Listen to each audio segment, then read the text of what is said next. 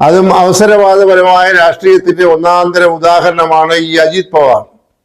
അദ്ദേഹം BJPയുമായി ഒട്ടിയതിന്റെ കാരണം ആശയപരമായോ സിദ്ധാന്തപരമായോ ഉള്ള യോജിപ്പ് കൊണ്ടൊന്നുമല്ല. മഹാരാഷ്ട്രയിൽ എങ്ങനെയെങ്കിലും അധികാരത്തിലേറാൻ തക്കം കിട്ടുമോ എന്ന് കരുതിയാണ് BJPയുമായി സഖ്യത്തിലേർപ്പെട്ടതും അത് ആത്യന്തികമായി ഗുണകരമായി ഭവിച്ചതും.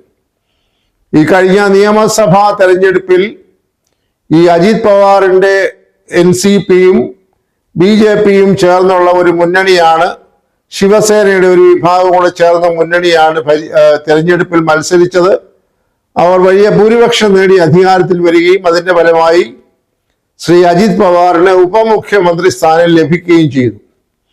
അപ്പോൾ മഹാരാഷ്ട്രയിൽ തന്നെ NCPയുടെ പതനം ആരംഭിച്ചിരുന്നു. ആരോഗ്യപരമായ കാരണങ്ങളാൽ ശരത് പവാറിന് നേതൃത്വം ശക്തമായി മുന്നോട്ട് കൊണ്ടുപോകാൻ പരിമിതികളുണ്ട്. അദ്ദേഹത്തിന്റെ മകൾ ഈ രംഗത്ത് വരാനൊക്കെ ശക്തമായി ശ്രമിച്ചുവെങ്കിലും അവർക്കും കാര്യമായി ആ പാർട്ടിയെ ബലപ്പെടുത്തുന്നതിൽ ഒന്നും ചെയ്യാൻ സാധിച്ചില്ല. അതുകൊണ്ട് പൊതുവെ പറഞ്ഞാൽ NCP എന്ന് പറയുന്ന പാർട്ടി ദേശീയമായിട്ട് തന്നെ വളരെ ശുഷ്കിച്ചുകൊണ്ടിരിക്കുന്ന ഒരു കാലഘട്ടത്തിലാണ് കേരളത്തിൽ അതിനേക്കാൾ ദയനീയമായ ഒരു സാഹചര്യത്തിൽ ചെന്നപ്പെട്ടിരിക്കുന്നത്.